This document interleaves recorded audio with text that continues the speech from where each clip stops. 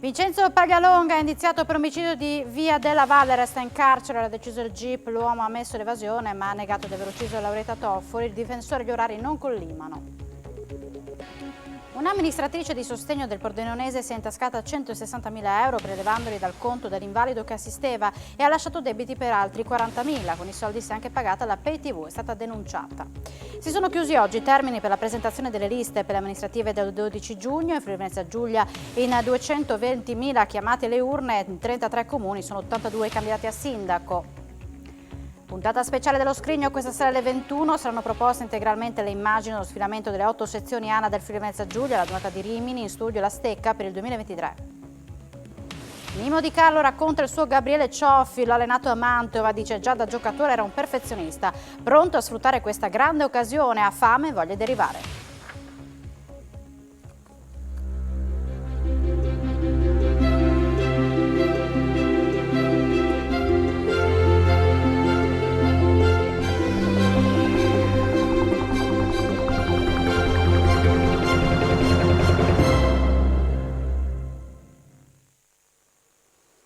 Buonasera e ben ritrovati a un nuovo appuntamento con l'informazione di Telefriuli. Custodia cautelare in carcere è la misura che il GIP Matteo Carlisi ha deciso per Vincenzo Paglialonga, indiziato dell'omicidio di Lauretta Toffoli. Vincenzo Paglialonga resta in prigione. Dopo un'udienza di convalida di quasi 2 ore nella casa circondariale di Via Spalato, il GIP di Udine Matteo Carlisi ha disposto per l'uomo, indiziato per l'omicidio della 74enne Lauretta Toffoli, uccisa sabato scorso nel suo appartamento Ater di Via della Valle, la custodia cautelare in carcere. Questo dopo aver convalidato l'arresto per l'evasione dagli arresti domiciliari con la manomissione del braccialetto elettronico e il fermo per l'omicidio. A nulla dunque è valsa l'opposizione alla misura cautelare del difensore di Paglialonga, l'avvocato Pier Giorgio Bertoli, che si era rimesso al giudice per la convalida di fermo e arresto. Il legale aveva insistito per gli arresti domiciliari a causa delle precarie condizioni psicofisiche di Paglialonga. Il GIP però non li ha concessi in quanto le problematiche di salute dell'indagato non sono tra quelle dichiarate dalla legge incompatibili con la detenzione in carcere. Durante l'udienza in carcere Paglialonga ha ammesso l'evasione dai domiciliari ma non l'omicidio. L'avvocato Bertoli dice gli orari non collimano. Sono evaso, è vero, ma non ho ucciso Lauretta Toffoli. Si è difeso così Vincenzo Paglialonga, indiziato dell'omicidio di Via della Valle a Udine, davanti al GIP Matteo Carlisi e al PM Claudia Finocchiaro. A spiegarlo è il difensore del quarantenne, l'avvocato Pier Giorgio Bertoli. Ha chiarito la sua posizione, ha ricostruito quella serata, ha ammesso l'evasione e quindi la rottura del braccialetto elettronico e ha negato ogni sua partecipazione al delitto. Per Bertoli l'ora dell'omicidio non collima con quella dell'evasione. Mi pare che la ricostruzione di Paglialonga sia molto più reale di quella della pubblica accusa, nel senso che tutti i testimoni indicano orari diversi rispetto ai fatti così come contestati e quindi questa questione degli orari resterà un elemento centrale della difesa di Vincenzo Paglialonga. Sabato la polizia si è presentata 3 volte a casa di Paglialonga per l'allarme del braccialetto elettronico, a 00:20 senza trovarlo, all'1:45 trovandolo in casa e alle 7 del mattino fermandolo in strada. Altro elemento, i vicini hanno sentito le urla attorno alle 2, tranne uno che colloca le grida mezz'ora prima. Paglialonga ha anche risposto in merito ai 2 televisori trovati a casa sua. Paglialonga ha dichiarato che gli sono stati consegnati dalla signora per ragioni che poi chiariremo. È ricoverato in gravi condizioni all'ospedale di Udine un operaio pordenonese di 52 anni che questa mattina è stato travolto da alcune lastre di marmo mentre lavorava alla Palazzetti di Porcia. Alcune pesanti lastre di marmo gli sono franate addosso schiacciandolo, così è rimasto ferito in modo grave un operaio pordenonese di 52 anni durante il proprio turno di lavoro alla Palazzetti di Porcia. L'incidente è accaduto questa mattina attorno alle 8:40 nell'area dedicata alla movimentazione delle lastre di marmo. Immediato l'allarme al 112 con il personale sanitario arrivato sul posto, con ambulanze e di soccorso, con il quale l'uomo è stato portato all'ospedale di Udine in condizioni gravi. Ha riportato un doppio trauma toracico e cranico. In questo momento, fa sapere l'azienda attraverso una nota ci sentiamo di esprimere la nostra più sentita solidarietà verso la famiglia, di ringraziare i nostri collaboratori che hanno dato tempestivamente il primo soccorso e tutto il personale del pronto soccorso provinciale è arrivato prontamente. Le cause dell'infortunio sono al vaglio dei carabinieri della compagnia di Pordenone, del personale dello Spisal, dell'azienda sanitaria Friuli Occidentale, intervenuti all'interno dell'azienda che produce caminetti e stufe per i rilievi e per raccogliere le prime informazioni. La Procura di Pordenone ha disposto il sequestro dell'area. Un'amministratrice di sostegno del Pordenonese si è intascata 160.000 euro, prelevandoli dal conto dell'invalido che doveva tutelare lasciando anche debiti per altri 40.000 euro. Non solo gli ha svuotato il conto, ma ha pure lasciato una marea di debiti. Protagonista una consulente 69enne, amministratrice di sostegno residente nel Pordenonese, che invece di tutelare i risparmi di un grande invalido friulano scomparso nel 2019, ha approfittato dei suoi soldi prima che morisse, appropriandosi di 160.000 euro.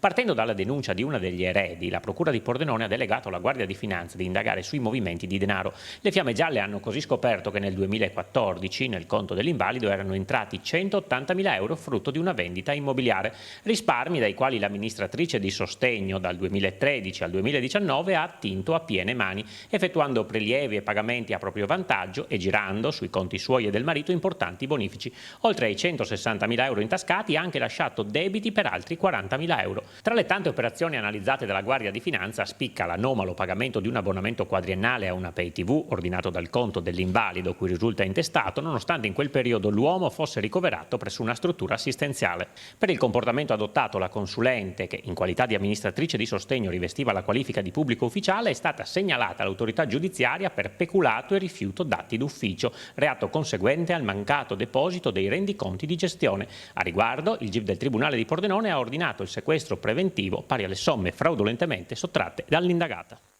Attiravano i clienti con siti web farlocchi offrendo loro polizze assicurative rivelatesi poi false e a prezzi inferiori rispetto a quelli di mercato. Dopo il pagamento dell'importo eseguito verso carte prepagate o ricaricabili, inviavano ai clienti la documentazione falsa che spesso riportava perfettamente ma illecitamente i loghi e il format di note compagnie assicurative italiane. Per questo motivo 3 uomini residenti in provincia di Caserta dovranno rispondere del reato di truffa in concorso. A smantellare la vasta rete di vendita di false polizze in tutta Italia è stata un'indagine avviata dalla Polizia Locale di Trieste e coordinata dalla locale procura dopo la denuncia presentata da alcuni automobilisti raggirati. In 4 mesi sono state accertate operazioni per 50.000 euro. Alla questura di Pordenone è entrato in dotazione il taser, la pistola elettronica a disposizione degli agenti in pattuglia sul territorio. Taser nella fondina e via. Le pattuglie della questura di Pordenone ora hanno ufficialmente in dotazione la pistola elettronica. Le prime uscite a inizio settimana con uno strumento in più per sorvegliare il territorio. La questura di Pordenone ha ricevuto dalla direzione centrale anticrimine 3 pistole Taser.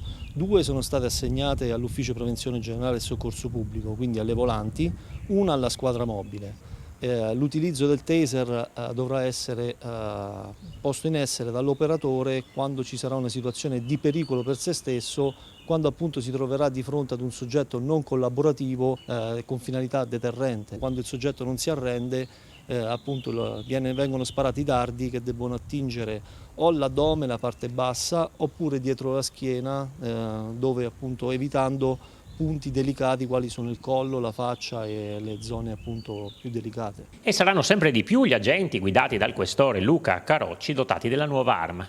Come formazione in questo momento abbiamo 8 agenti formati per l'utilizzo ed altrettanti formati per l'ausilio, in quanto il corso di formazione è diretto non solo all'utilizzatore ma anche al collaboratore, al collega di pattuglia che ha un ruolo specifico nel caso di utilizzo del taser.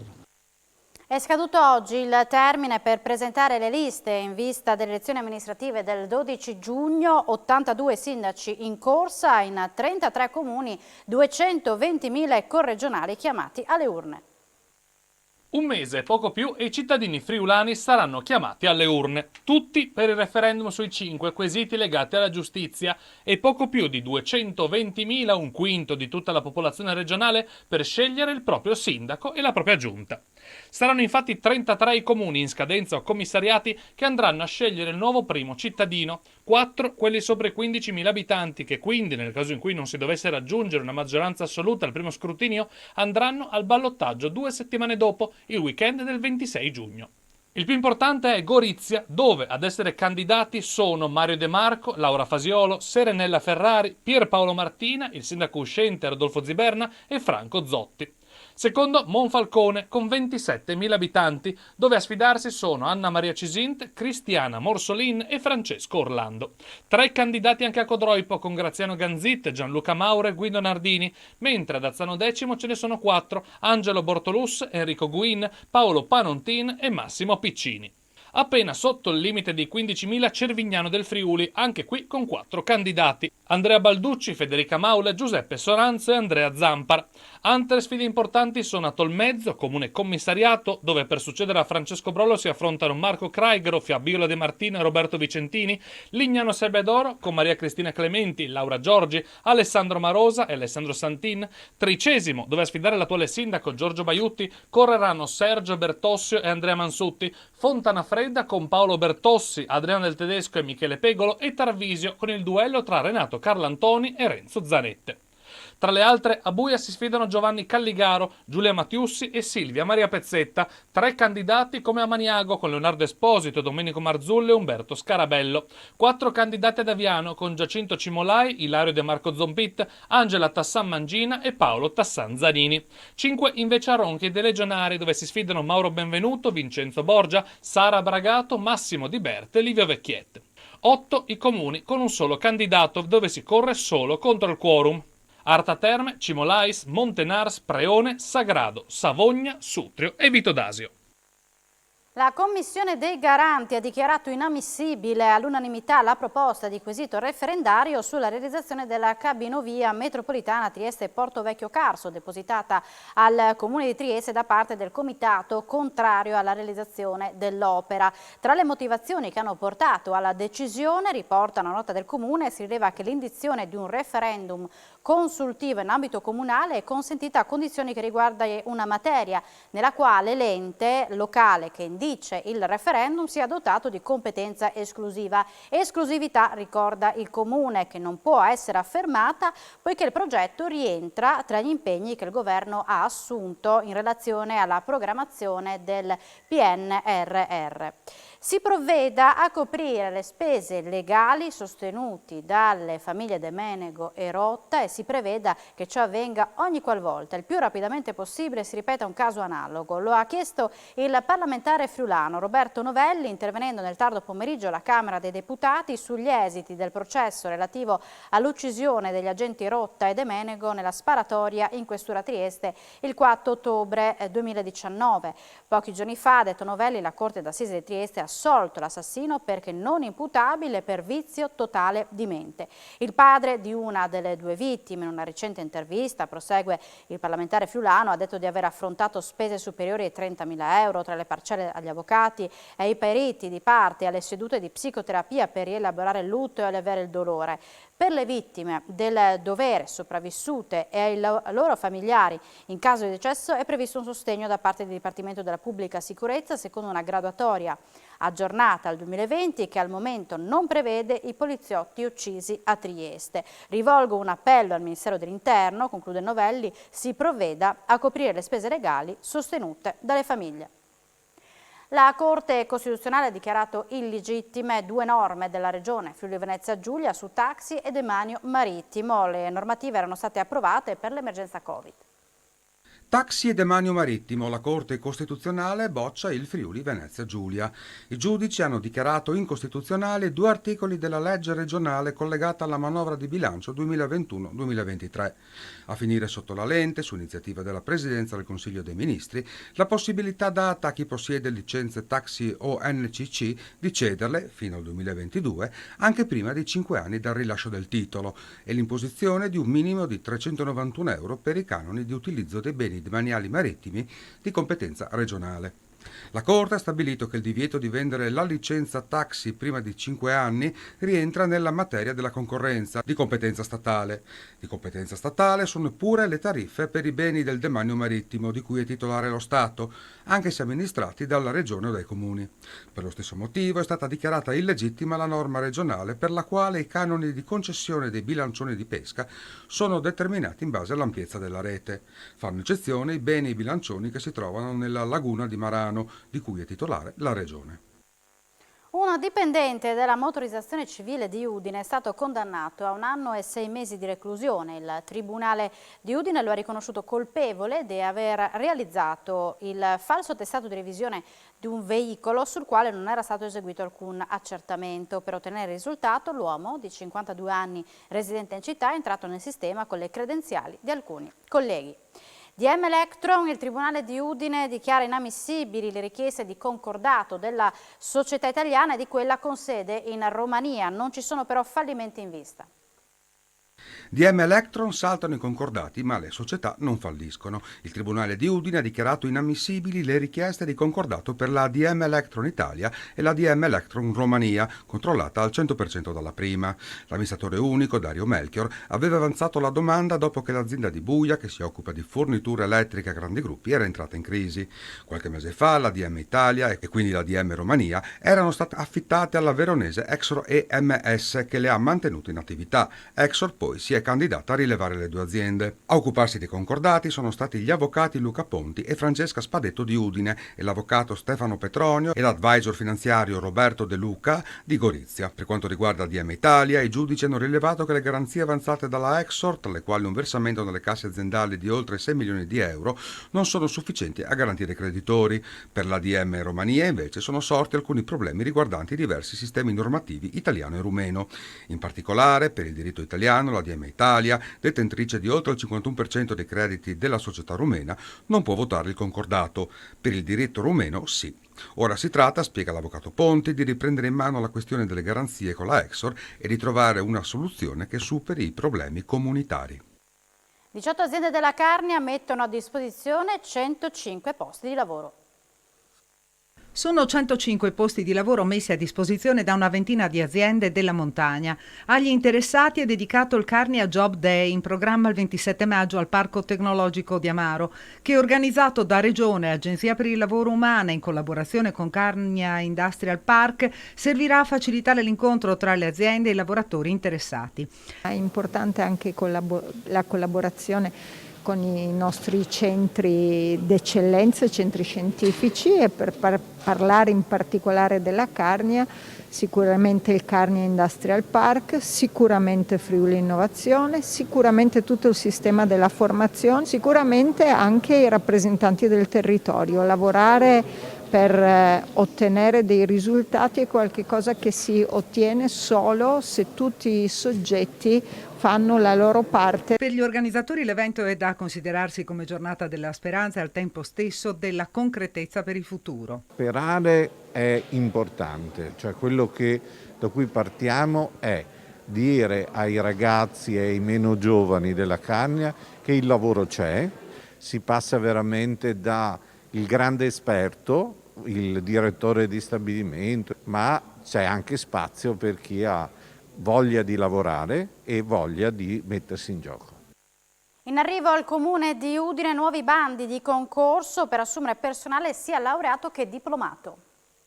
Il Comune di Udine alla ricerca di personale. Difficile quantificare il numero esatto dei posti a disposizione perché il turnover è continuo. Prossimamente saranno banditi nuovi concorsi sia per laureati che per diplomati. Ci sono anche operatori specifici in alcuni settori, penso per esempio al settore dell'informatica oppure certe figure specifiche anche all'interno dei civici musei, che sono delle figure professionali importanti per alimentare i servizi nei confronti dei cittadini.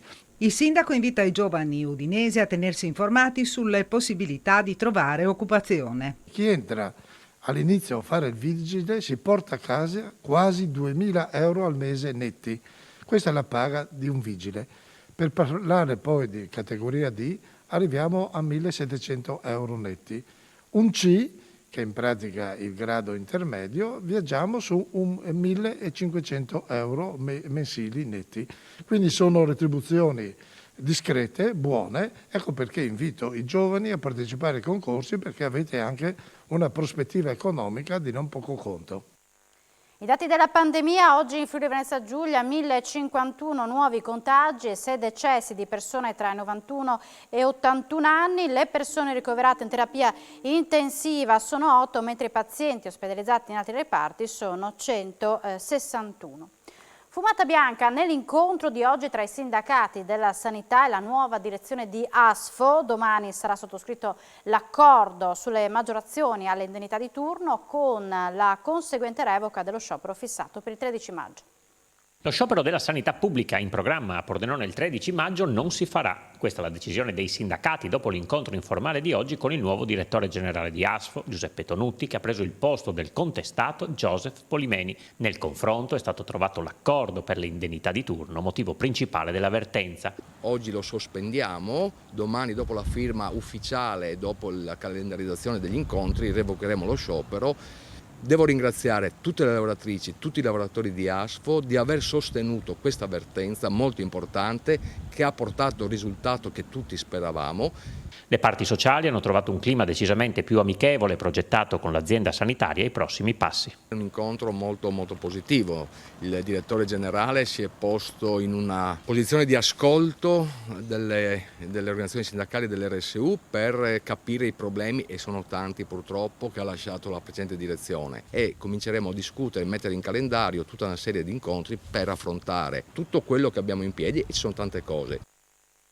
Di cronaca giunta poco fa in redazione: un grave incidente si è verificato nel pomeriggio a Meduno. Un turista altoatesino di 59 anni è precipitato dopo essersi lanciato con il parapendio dal monte Valinis, meta molto frequentata dagli amanti del volo. Nella caduta l'uomo ha riportato diversi traumi, è stato soccorso dal personale sanitario e trasportato con il soccorso all'ospedale di Udine in gravi condizioni. Sul posto per l'operazione di recupero sono intervenuti anche i vigili del fuoco del distaccamento di Spilimbergo. Dopo 2 edizioni annullate a causa dell'emergenza sanitaria, torna Sapori Pro Loco. Tipicità, gusto, tradizione. Si parte questo weekend a Villa Manin di Passariano. Sono 55 i piatti tipici proposti dalle 22 Pro Loco presenti alla 19ª edizione di Sapori Pro Loco. Appuntamento il 14, 15, 20 e 21, 22 maggio nello spazio tra le Esedre a Villa Manin di Passariano di Codroipo. Un segnale molto forte di ripartenza per il nostro mondo associativo. 2 fine settimana, 14, 15, 20, 21, 22 maggio a Villa Manin con il format classico, 22 le Pro Loco presenti che presentano i prodotti del nostro territorio. I prodotti, molti presentano anche i prodotti a marchio Io sono FVG. La meravigliosa festa che rappresenta un po' il Friuli Venezia Giulia, questo lo dico. Ho ringraziato le Pro Loco per il grandissimo lavoro che hanno fatto di solidarietà, sostegno, altruismo in questi periodi difficili. Hanno organizzato questa Pro Loco della ripartenza, io la chiamo, valorizzando quello che è il brand Io sono Friuli Venezia Giulia. Se un cittadino del mondo vuol capire profondamente cos'è il Friuli dal punto di vista artistico, culturale, identitario, enogastronomico, della generosità, della solidarietà, basta che faccia una passeggiata a uno degli eventi di Sapori Pro Loco, perché lì veramente si respira l'essenza profonda del Friuli, di un Friuli che si rafforza come comunità, rappresenta realmente un genius loci. Dal palco di Villa Manin 2 dirette TV su Telefriuli, la finale di Lo Sapevo in onda sabato 14 maggio dalle 21 e la selezione regionale di Miss Italia Miss Sapori Pro Loco domenica 15 maggio alle 20:30. La Giunta regionale, su proposta dell'assessore alle attività produttive e al turismo, ha approvato la proposta di graduatoria presentata dall'associazione Umpli Friuli Venezia Giulia per le risorse destinate alla promozione delle attività delle Pro Loco. A disposizione ci sono 846.000 euro. Venerdì 13 maggio l'iniziativa Udine sotto le stelle tornerà a ravvivare le notti del centro storico del capoluogo friulano. Oggi è una bellissima giornata, tanto sole, la gente esce, frequenta la nostra città, ci sono turisti che vengono in particolare dall'Austria e dalla Germania, e Udine si sta preparando con un'iniziativa che è già stata sperimentata negli anni passati, Udine sotto le stelle. In pratica nei fine settimana ci sarà la possibilità di poter pranzare sulle vie, in particolare via Poscolle e altre vie del centro della città, in cui gli esercenti delle attività di ristorazione avranno questi ulteriori spazi per accogliere i turisti e coloro che entrano in città per passare qualche ora lieta. Io sono contento perché vedo una città sempre più viva, sempre più frequentata da persone, e quindi questi sono ottimi segnali per una ripresa, per un 2022 migliore degli anni che abbiamo appena trascorso. Quindi un segnale positivo per una Udine che riparte e che rinasce. Condividiamo l'iniziativa del Comune Udine Sotto le Stelle, ma noi di Confcommercio nel progetto avevamo indicato delle priorità. Il commercio non è solo pubblici esercizi, ma anche terziarlo. A dirlo a Telefriuli Giuseppe Pavan, presidente di Confcommercio Friuli Venezia Giulia. Bisogna pensarla a 360 gradi, continua coinvolgendo anche le altre attività come richiesto dalle stesse. L'avevamo detto anche in riunione mesi fa, commenta Rodolfo Totolo, referente del centro storico di Confcommercio. Anche oggi abbiamo fatto dei sopralluoghi assieme ai vigili in centro, ci stiamo confrontando con l'amministrazione comunale, ma siamo ancora in attesa di risposte. Siamo favorevoli all'iniziativa, continua Totolo, ma dopo 2 anni avrebbe bisogno di essere rivista, tenendo conto di alcune valutazioni da parte degli associati, come la revisione degli orari e l'attenzione a tutte le attività. Nuova conferma per il Friuli Venezia Giulia, anche quest'anno Grado e Lignano sono state premiate con la bandiera blu, il prestigioso vessillo che viene assegnato alle località turistiche e balneari che rispettano la gestione sostenibile del territorio, delle spiagge e del mare. L'ambito riconoscimento è un certificato di qualità legato alle acque di balneazione e ai servizi che vengono erogati anche sul fronte anti-Covid-19. Per Lignano si tratta della 33esima bandiera, per Grado della 34esima. Sono stati annunciati oggi a Udine i vincitori del premio Hemingway, appuntamento a Lignano il 17 e 18 giugno. La scrittrice Margaret Mazzantini per la letteratura, l'artista ed editore Mario Peliti per la fotografia, la scienziata e senatrice Elena Cattaneo per l'avventura del pensiero e nella sezione testimone del nostro tempo il regista, scrittore e interprete Pierfrancesco Di Liberto, in arte e per tutti PIF, sono i vincitori del premio Hemingway 2022 promosso dal Comune di Lignano Sabbiadoro con il sostegno degli assessorati alla cultura e alle attività produttive e turismo del Friuli Venezia Giulia attraverso la collaborazione con la Fondazione Pordenone Legge. Attraverso i suoi vincitori, la 38esima edizione del premio, dedicato ad Ernest Hemingway, celebra ancora una volta il grande autore statunitense e la sua straordinaria capacità di guardare nel profondo dell'animo umano. I vincitori sono stati annunciati oggi a Udine, la presenza tra gli altri dell'assessore regionale alle attività produttive Sergio Emidio Bini e del presidente di giuria del premio Hemingway Alberto Garlini. Il premio Hemingway cerca di fare un ritratto in 4 sezioni delle sfaccettature della personalità di Hemingway e quindi cerchiamo di premiare appunto degli interpreti della cultura contemporanea che riescono appunto a esprimere alcune caratteristiche di Hemingway, come una sorta di ritratto in 4 puntate. Grazie al premio, ha detto Bini, chi arriverà a Lignano a giugno troverà ospiti di grande prestigio, eccellenze della letteratura, della scienza, della fotografia e del cinema che sapranno catturare turisti appassionati nello stesso modo in cui Lignano catturò Hemingway nella sua storica visita dell'aprile del 54. Da donna sono molto contenta che il premio venga attribuito quest'anno a 2 donne che io considero molto importanti per la vita culturale e scientifica della nostra comunità. Lo street artist TV Boy è tornato a imbrattare Udine a colpi di bombolette e pennellate di colla.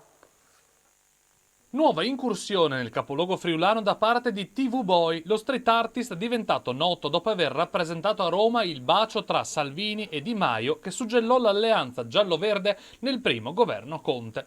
Dopo aver piazzato una delle sue gioconde in via Vittorio Veneto la scorsa estate, l'artista palermitano è tornato a Udine per posizionare il suo ultimo patchwork politico sul muro del vicolo che affianca la chiesa di San Giacomo. Salvatore Benintende ha rappresentato il leader del Carroccio mentre tiene un cartello con la scritta Lega Legalize It. In una delle primissime apparizioni dell'artista in TV, lo stesso TV Boy spiega a Telefriuli le motivazioni della sua presenza nel capoluogo friulano. Udine è una città che amo molto, è la città del mio socio, del mio manager, e abbiamo un grande progetto per giugno e sarà una mostra Banksy & Friend dedicata alla street art in senso generale, e quindi questo vuole anche un po' aprire un po' il movimento, che sarà comunque una mostra molto significativa, molto importante per la città di Udine.